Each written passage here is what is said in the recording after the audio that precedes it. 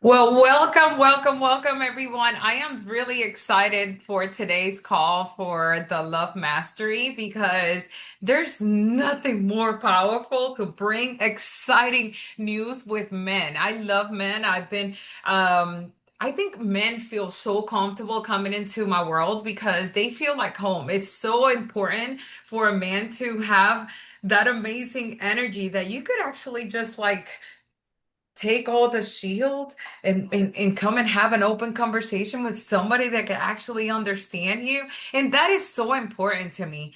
And today I am honored to have you. And let me just say this because John Malott, he is not just an entrepreneur, he's a serial entrepreneur. And I want to tell you, he's a father, he's a husband, he's a leader, business truth behind the scenes, which it's all alignment, right? It's all in this amazing life that you built and you're so proud of because I will not tell you how much of the amazing of the joy that you have when you build something that you truly love. And to me, love is the foundation of everything. So today's guest, I am so happy because guess what? He's also the CEO of Oh Snap Life Active Lifestyle. So I want to just welcome you. Thank you for taking your time. I know that you're extremely busy, but it's also an honor to have you here and just to have a chat. How are Well, it's you? my honor, and I love love. You know what? It's funny because I used to be very hard-end by upbringing, life, things that were happening, and now I'm always talking about love and respect, and then you hit on another word in your introduction, alignment, and when you have men and women in alignment, amazing things happen, and so it's great. It's great to be here, and we're already on the same page, and we haven't even started. I love it. I love it. Let's talk about something because we build this empire, this legacy, this amazing love, and it never stops. We continue. We continue to evolve. We continue to do amazing things. And one of the things that I've learned into my story, who was John before all this started? Well, yeah, the John before the challenges and the John after, two totally different people, two totally different lifestyle. I don't have all the things society says you're supposed to be successful. I don't have a college degree. I don't even have a high school diploma. And you know how society has a way of putting people in boxes? Could be the color of your skin. It could be your gender. In my case, it was my lack of education. I ended up becoming a janitor. I was working for General Electric. I was scrubbing another man's toilets. I was working paycheck to paycheck. I was struggling to keep up with the big mouth promises I made to family, friends, and bill collectors. I was just getting like nowhere very, very fast, like a hamster on a wheel. I'm running, but wasn't going very far. And I had some criminal challenges when I was young. My first felony arrest, I was 15 years old. Had some drug issues. I had a heart attack at 17 years old from smoking cocaine. It was one negative thing after another negative thing. And it's interesting looking back, those things that seemed like a massive curse in my life turned out to be big blessings because it's where I was introduced to people who saw more in me than I saw in myself and helped put me on path. You know how it is? It's like you get around the right people and they plant seeds. Les Brown, one time, I actually wrote a book with Les Brown, the great motivational speaker. And he said, once that seed is planted, it can never go back to its original dimensions. And that's kind of what happened is I had it over the year. I wish I could say it happened fast, but it didn't happen fast. But a little bit at a time, seeds got planted because of different negative things that were happening in my life. And good people came in and said, look, your past doesn't equal your future. You don't have to stay in this lane. You can become more. You can do more. And eventually it started to stick. And over a period of time, I started to make those changes. So by my last felony arrest, I was 24 years old. And that's when I had enough. Now I have a daughter.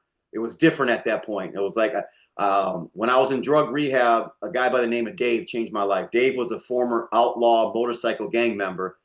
And Dave didn't talk at me. Dave didn't talk down to me, but Dave demanded respect. And he basically said, you are here because you made an appointment to be here. Don't blame your mama. Don't blame the school system, the police, everything else. This is you. And he said, that's the bad news. He said, but the good news, I can help you make a new appointment for your future. And he gave me a book called How to Win Friends and Influence People. And that was one of the early seeds planted. And I wasn't a reader back then, but I became a reader, and personal development became my thing. And so a little bit at a time, I started to make those changes. And, the last thing I'll say about that, I used to think that success was some big magical thing, and you had to be born in the house with the Rolls Royce already in the garage or something like that. But I discovered it was simple disciplines practiced every single day. I made a decision, and then every day I would go to work towards it. Now, I didn't see big progress right away. It took a long time. And I remember Les Brown one time said, jump and the net will appear. And I remember telling Les, I'm like, bro, I jumped and I bounced off the pavement 15 times before the damn net appeared. So, again, it was a testament to sticking in the game, and eventually things started happening. And then later on, it's funny because they said I was lucky. I was like, I never felt lucky, but people didn't see behind the scenes. They didn't see that journey. They didn't see that pain. They saw later on when success finally showed up. That's when people thought, oh, it just happened. Well, it didn't. It was a process. It was painful. And it took a lot of tenacity and sticking to it. So yeah, John Malott before was not a guy you want to hang out with, but later on, I became the person that other people saw in me, and eventually I caught that vision. I love that. I think we all go through that. We all go through the pain. We all go through whatever we had our addictions and all the I think I have had so many rebirths, I can't count them anymore.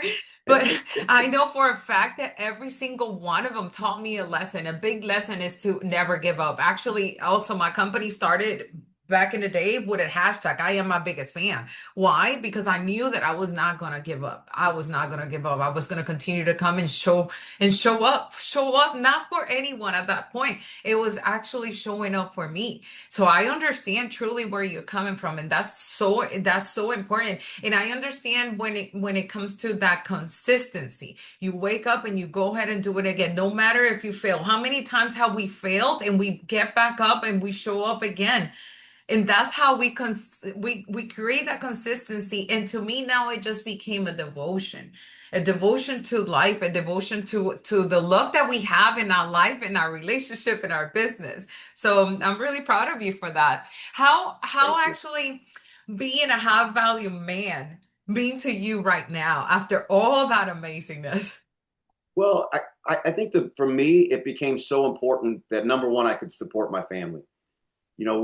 When I was in these situations, I remember Dave saying to me that a good man leaves an inheritance for his children's children.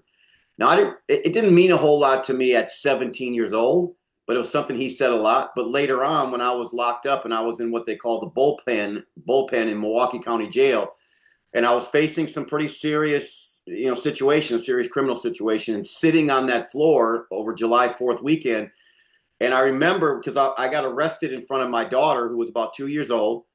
But when I was sitting on that floor in the bullpen, and it just kept replaying in my mind, a good man leaves inheritance for his children's children. Here I am. I can't even take care of the one kid I have, much less, thinking about generations from now.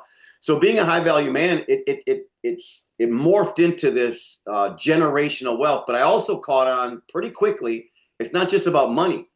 Because today, if you saw my library, I got 2 libraries in my house, and they're filled with books, of course, but it was Jim Rohn talked about the empty books that you fill up that would have the value. So I started journaling my journey.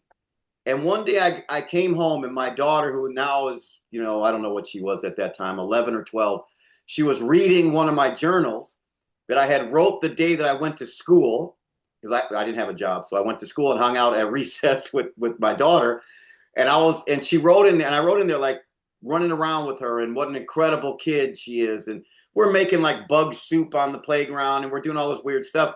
But she literally had tears in her eyes reading this thing. And I caught on then, it really became clear to me. It's my responsibility to leave more than just money, to leave philosophies, to leave ideas, to leave concepts that she can carry on. And now I have 4 daughters. So, pray for me, daughters like, oh, my punishment for being a rotten teenage boy for sure. But yeah, I think being a high value man is not just saying, hey, we can live in a nice house and we got cars and our bills are paid. It's what are we leaving behind? Because what was the philosophy, the same philosophy that made me my first $1 million is the same philosophy you can use to have a better life. It's the principles are the same. It's like the discipline to go to the gym every day. Well, that same discipline and that same philosophy is the same that we use to build wealth. So a lot of this stuff is so connected. So if someone can have a great relationship, they can build a great business. You just got to figure out, because a lot of stuff that I learned in business, I did get from books. I did get from mentors. And I became a great copycat. I had a mentor that said, it's okay to be a copycat as long as you copy the right cat. And I started looking for people I respected, and I started copying them. I am a great copycat. And if another man or another woman could do it, then I could do it. Why couldn't I do it? And that's kind of what happened. And then same thing in relationships, because I came from a home. My mom left early, and it wasn't probably the greatest environment to raise kids in, but we were there, and I started to look for people because my dad was like kind of this, he wasn't big on women. He didn't have a lot of positive things to say about women. And that carries over to your kids, and you don't think about it until your kids are acting like you. And I knew that in a lot of ways, the curse had to be, it had to be corrected. The course had to be corrected for sure.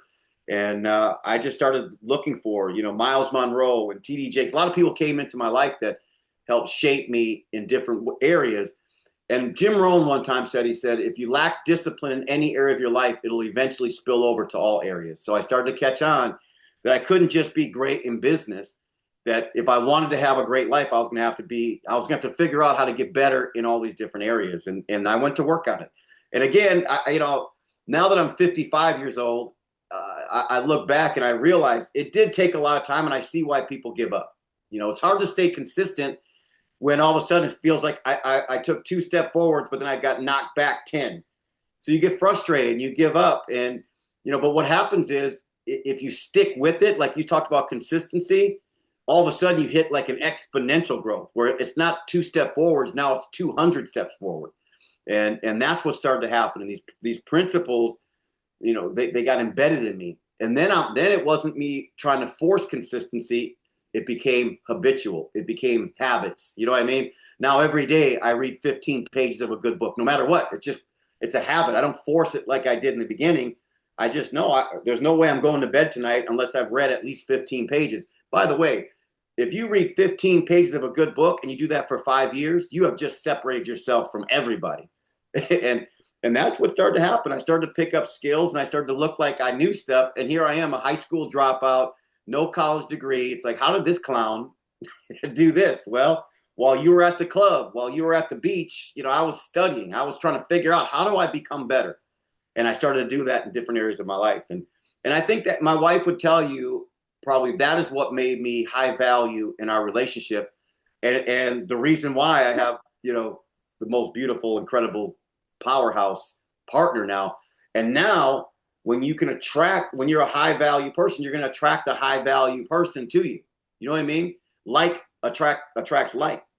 And your associations, and she became this association. And now she started magnifying. So now I got peace in my house for the first time. And now it allowed me to become even better because there's things I don't have to think about because she's got that handle.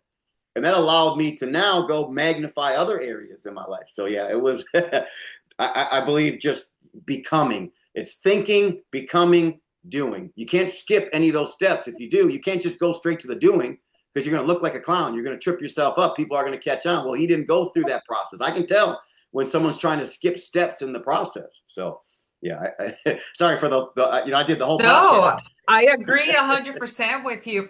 Relationships are a mirror. So basically what you desire, and I was actually sharing this story on my stories this morning, and I was talking about relationship is a mirror. So what you give to yourself is actually what you're going to receive. Who you are is what you're going to receive. And it's so important for the woman to also see the man's lens. And that's why I created the masculine series, because it's important for us to understand your vision and what that nurture of home. You work your butt off every day, you go out there to kill it, make that million, 2 million, we're going, and then who knows, we're coming into the billions. Because why? Because there's more. Every time we reach a goal, there's more. So what do you want to come home? You want to come home to a home that has peace. Uh, There's nurture. And that's so important. So how has marriage actually in the fatherhood, now that you mention all these amazing girls in your life, changed the way you lead in business? Well, the girls were the first. I feel like I've learned more from my girls than they've learned from me in a lot of ways because, again, coming from a household that wasn't always high on women for whatever reason, hurts, past traumas, all these things play roles. But I'm not a psychologist, and it's not my job to psychoanalyze my father because I love him, and I've got a lot from my dad, especially work ethic and things like that. But when you have a daughter, it definitely softened me because I knew for sure I was having a boy. I didn't need no test. I didn't need to do no ultras, none of that stuff. There's no way I'm having a boy. And I remember when Lauren was delivered and the doctor said, congratulations on having a girl. I said, are you sure? Maybe you need to put her back in and let her marinate a little longer because there's no way. And so it was shocking to me. But of course, she was a girl, and it really pretty quickly it softened me. And then the second daughter is born, Carissa's born. I'm like, wait a minute, what's going on here?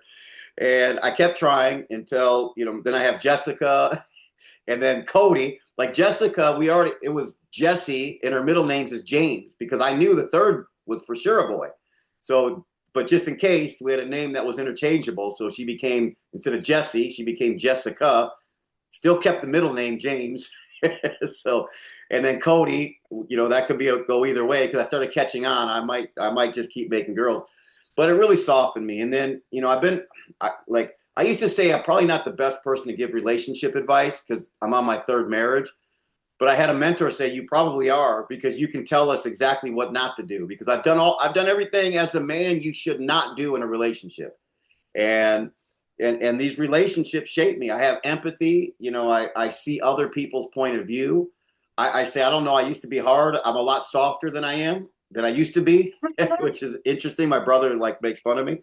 I cry when I watch love stories, but I normally don't admit that, but my wife, she calls me out on it.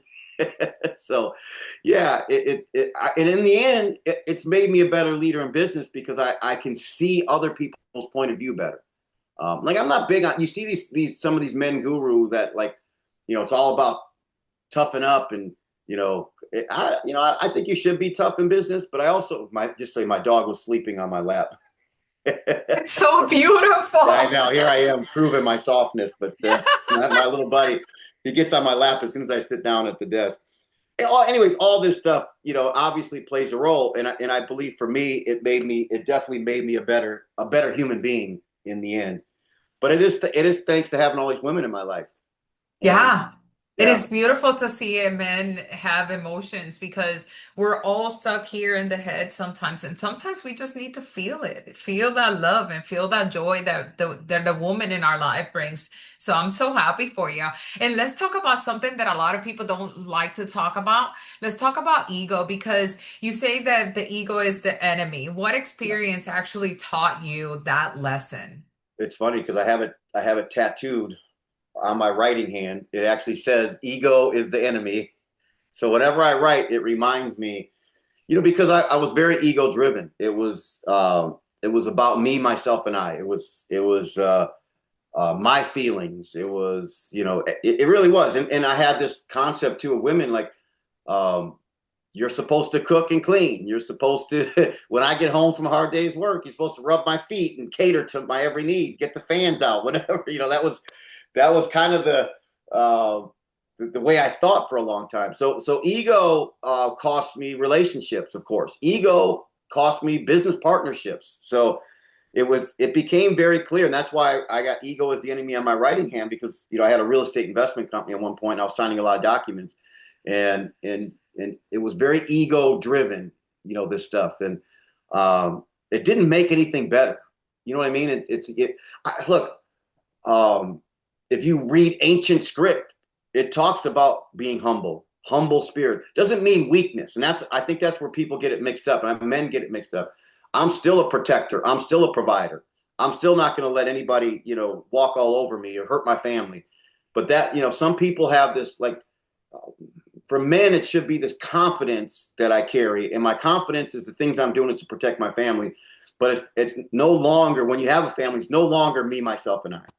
It's about, I had a, even when it came to raising my daughters, when you have four kids, my four daughters had different personalities that I had to realize I couldn't rule the house with this iron fist with four daughters.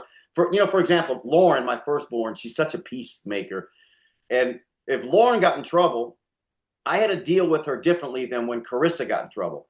Like Lauren, if you tell Lauren you're grounded and go to the room for the rest of the day, she's happy. This is the best thing in her life, away from these maniacs. But Carissa, if you ground her and say go to the room for the rest of the day, she's losing her mind because she's like me, she's got to be social, she's got to be around people. So I caught on that I had to put myself in the shoes of my kids in order for discipline, for sure, but also to love. There's different ways that you show love to your kids, to your family, and that is all by humbling yourself. And the definition of humble is teachable, coachable. And I teach our salespeople, you have to have three characteristics. You have to have burning desire, you have to be willing to work, and you got to be humble, which is teachable, coachable. If people are not humble, you can't teach them shit. You know what I mean? They already know everything. Well, where are you going if you've already put the lid on yourself? And I don't have to put the lid on you because you're already there. But humble people are open to, I hate criticism like anybody else, but I'm open to constructive criticism. I'm open to somebody who I believe has my back and is not just telling me, because social media is filled with critics. So I tell people, don't buy too much into that. But if you got people in your life that care about you and they care about you and they're trying to tell you something, it's like, all right, let me be humble enough to accept that. And then I can start making better decisions going forward that may elevate me to the next level. So yeah, you hit Yeah, I on a love. hot topic for me because I see just a lot of very egotistical people that are missing that characteristic of being humble, which is teachable. Because they got to twist it because we teach, especially young men, sleep is for suckers, don't be weak. Ego is, like ego becomes this big driver for them. And then ego is all about, well, look at my car compared to your car. Then it's always, you're in this comparison thing. And you can never win that because there's always going to be someone bigger, faster, stronger, richer, and you're always going to be frustrated. And so for me, when you're humble, you become more happily discontent. Like I still want more, but I'm not losing my mind. I'm not losing sleep every night because some guy has more than I have, and I feel like I'm in this race with them. Does that make sense? Yeah, of course, for sure. And just because you want more, that doesn't mean that you can't be humble. You are worthy of receiving more, but you could still be humble, And a lot of people confuse the truth, the raw truth, with an ego. No, it's the raw truth is what it is. And let's take it to the woman. Let's say maybe since you have had three marriages, but what role? In your opinion, what makes a woman truly stand out now in this world? Well, it's getting, in my opinion, it's getting easier and easier to stand out because you see so much of the same. I mean, social media, it shows you society not always in the best light, except for you see women living their highlight reel, where you get this frustration between men and women where they're bumping heads a little bit. Like women, because sometimes this high value man thing becomes where women get it mixed up, where it's only about what can he do for me? Can I get the next Chanel? And then the Chanel means we got to get to the Birkin. It's like and the man ends up with this pressure on it. So then, and by the way, there's only a small percentage of men on the planet that can actually afford to fill a woman's closet up with Birkin bags. And then if every woman is looking for that, well, now you're missing out on the man who could probably buy you a nice Michael Kors and a Louis Vuitton and keep the house right and teach good godly principles, whatever. And so I think you get young women that kind of get mixed up in that. And so now you got this conflict where now men are like, all women are gold diggers. Well, okay, so if men start to believe all women are gold diggers, and then women believe, well, all men have to provide you with the latest, Bugatti, whatever it is. I just bought my wife one of those serpent things that I couldn't believe the cost of it. But you start to again, it just in itself, it leads to conflict. And I think it's why less and less people are getting married. And you're seeing relationships they don't last very long anymore. I'm listening to my single friends and my wife's single friends. I'm like, thank God I'm not single right now. This is an interesting time because you're navigating and you have to play this game And, and I feel like when you got the right woman, the games get to stop.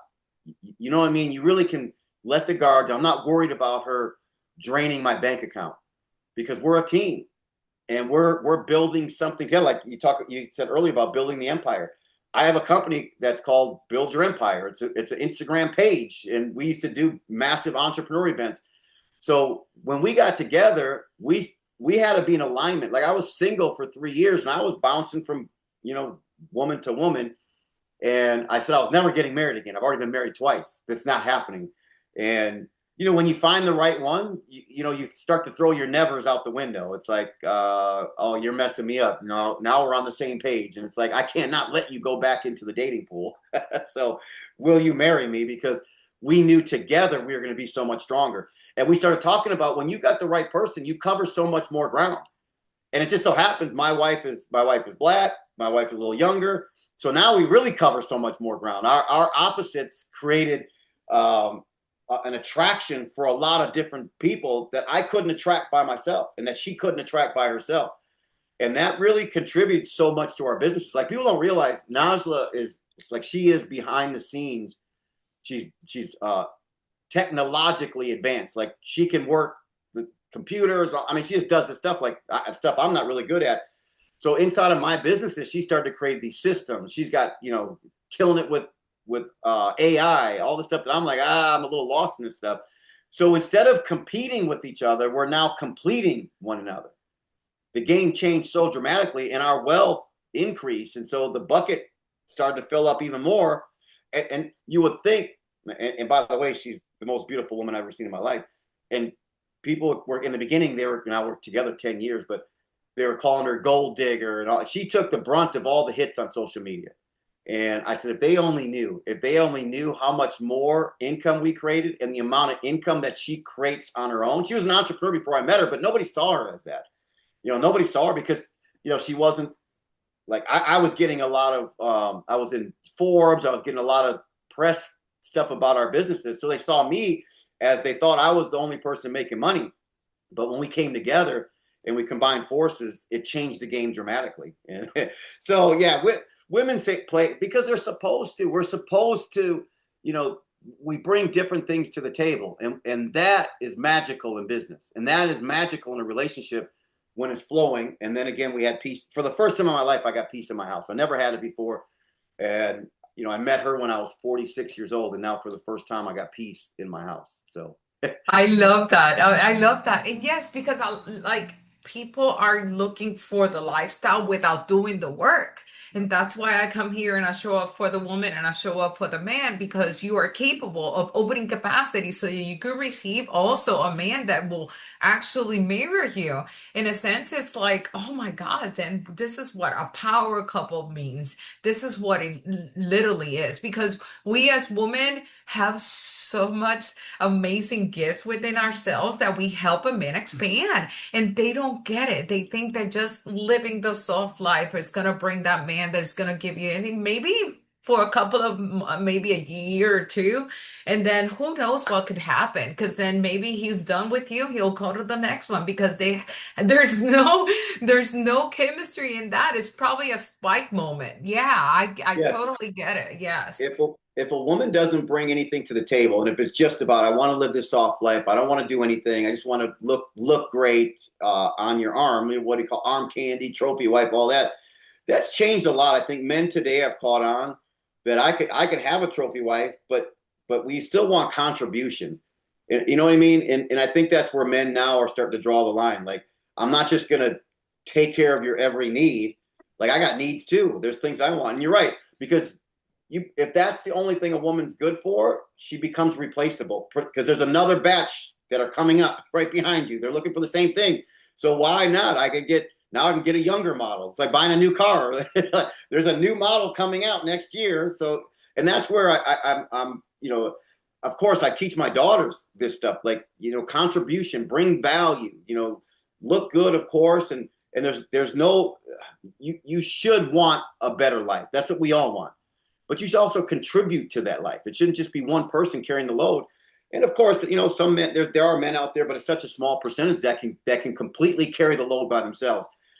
but the load gets lighter when two people are contributing, and you get to stop sooner. Like for me, it became this thing. Well, at I don't want to be in a constant hustle every single day.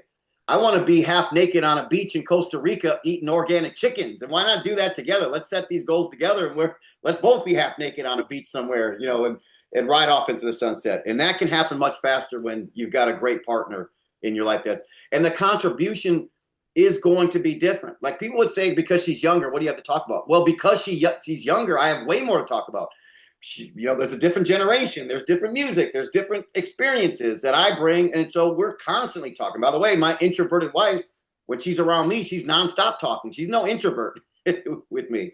And so, Well, and I think, she feels safe with you. She feels completely safe. And that's beautiful. A yeah, woman should always feel safe around that man. If a woman doesn't feel around the man, she should run. Run, because that's not it. a That's not it. thousand And percent. the same goes for the man. A man, he comes home, he should feel comfortable coming home. Let's get naked by the pool. Who cares? Who gives a fuck?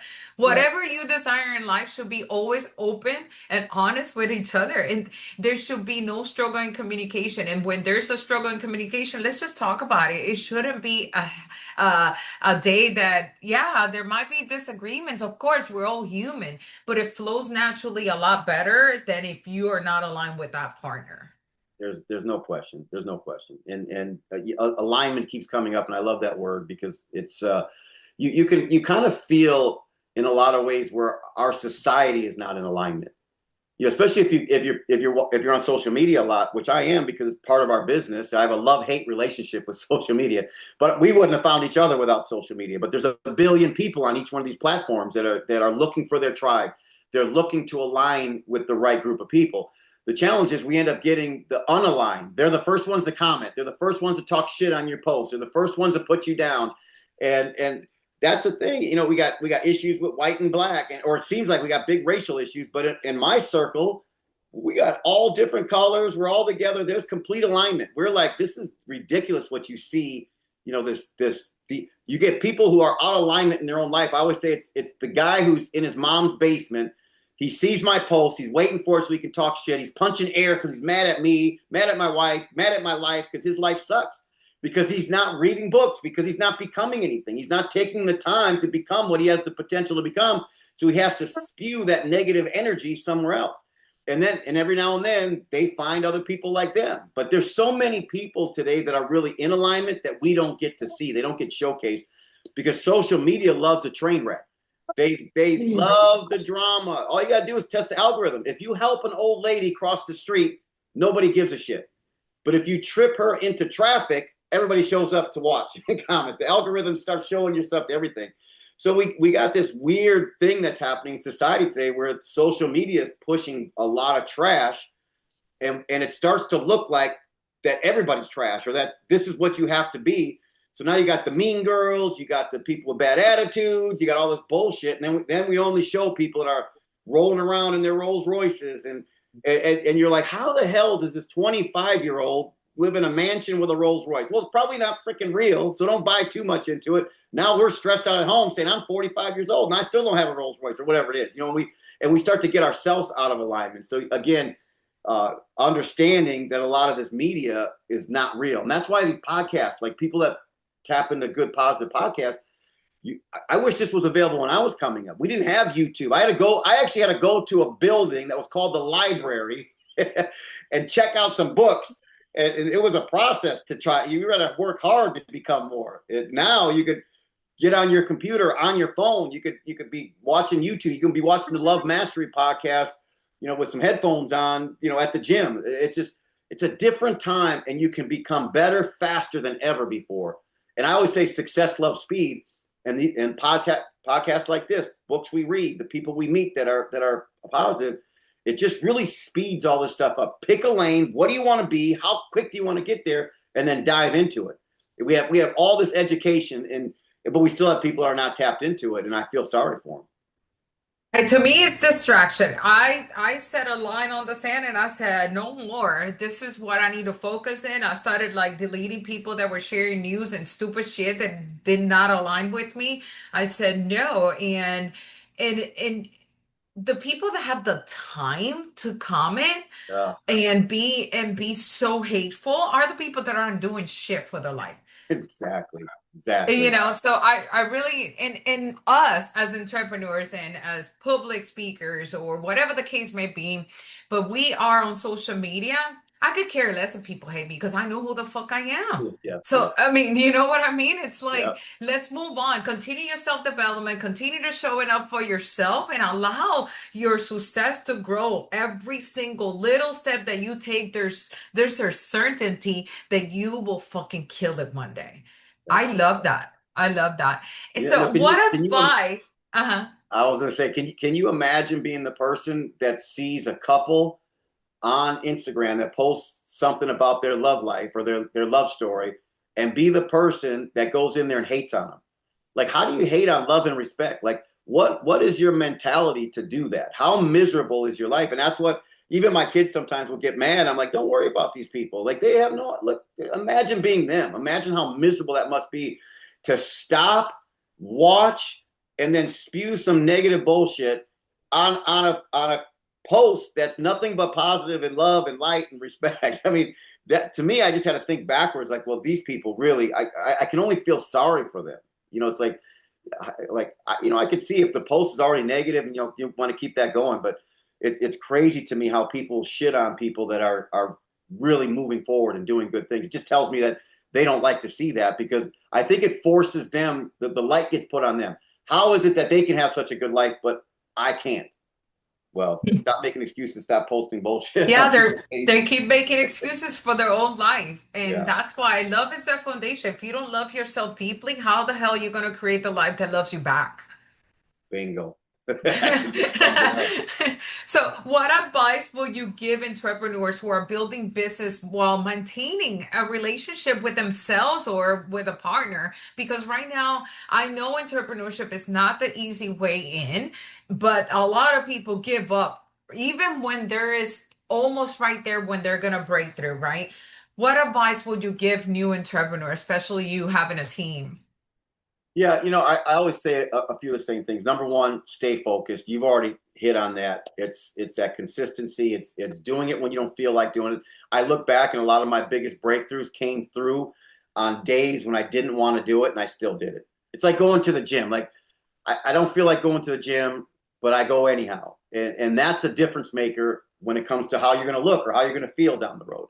So staying focused, lead by example. Like we have a big sales force, we have a big team, and I never ask them to do something that I'm not willing to do.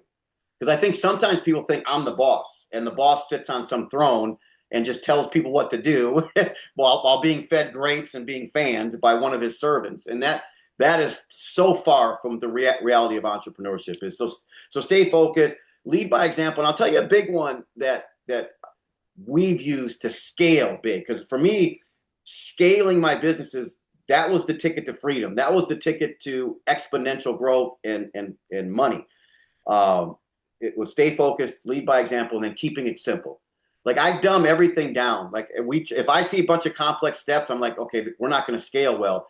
If I got to teach you 37 ways to do one task, or if our leadership is doing like one leader's doing it this way, one leader's doing it that way.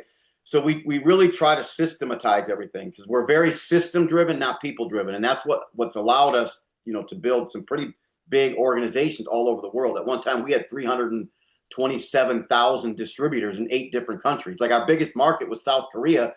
I speak no Korean. I do eat kimchi from time to time, but speaking like how did we scale there? How do we did $100 million in our first year in South Korea? Well, how do we do that? Well, we already had systems in place. We already dumbed everything down. And then we had someone that could translate. We created videos with every piece of the process, and they took it and ran to another level. Dominican Republic, one of my favorite places to be. We had a skincare company there, and one of the poorest countries in the world became one of our biggest economic booming places because we had dumbed everything down. We made it so simple that anybody could do it, and we provided economic opportunity, for people that really didn't have it. And that was it. Stay focused, lead by example, and keep it simple. Those 3 things, we stayed true to that, and it built us some pretty large organizations. And by by having those three things and putting processes around all the pieces of the puzzle, we also didn't teach our team to not sleep, to not take any time off. You know what I mean? We're like, go. You better take your woman out. You had a good month this month. Well, you better take some of that money. Go take your woman out to a nice dinner. Go take a weekend somewhere. Because I never did that in the beginning. I lost a marriage because I was such a hard charger, and it was always like, I'm doing this for the family. But it didn't seem like I was doing it for the family because the family never saw me. They never saw me. I was always working. But in my mind, I was doing it for them. But my kids didn't. There was a time where my kids were like, "Who the hell are you?" I get home when they're already in bed. I'm leaving before they get up.